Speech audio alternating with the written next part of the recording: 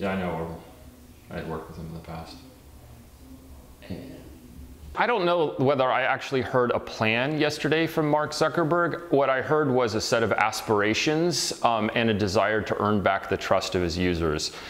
What's problematic about that is that Facebook really hasn't changed its business model since its inception, which is it harvests the data of its users and it sells that data to advertisers, or in this case, to let an academic researcher in England use data which he in turn sold to Cambridge Analytica. But if you start from the assumption that actually in the future everything is going to be different than it is now, then billions of users are starting to discover what can actually be done with data that seems somewhat innocuous, like baby pictures and likes of articles that they read somewhere on the internet.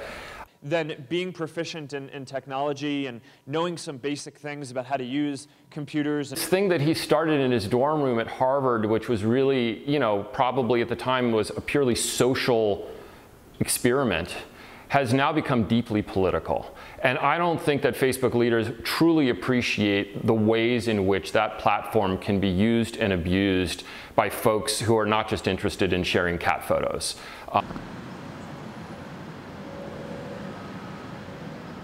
I don't even know if Facebook knows exactly what's happening on a platform that serves 2 billion people. I don't know how many millions of advertisers around the world. It's too complex. And so, you can throw as many algorithms or as many bodies at these problems as you possibly can, but can we really change those platforms so they don't distribute, fake news or disinformation? I don't think anyone really knows the answer to that question.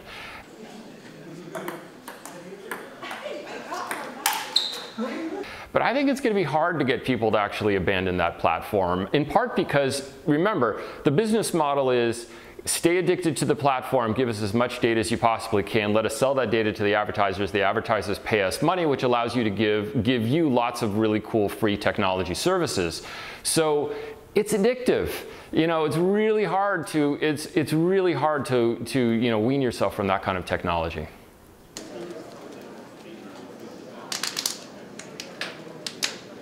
The reason why this is a scandal, I believe, is not because it was infringing upon sort of the rights of consumers, because it's starting to touch on the rights of voters. And that's where things, especially in democracies, get really sensitive.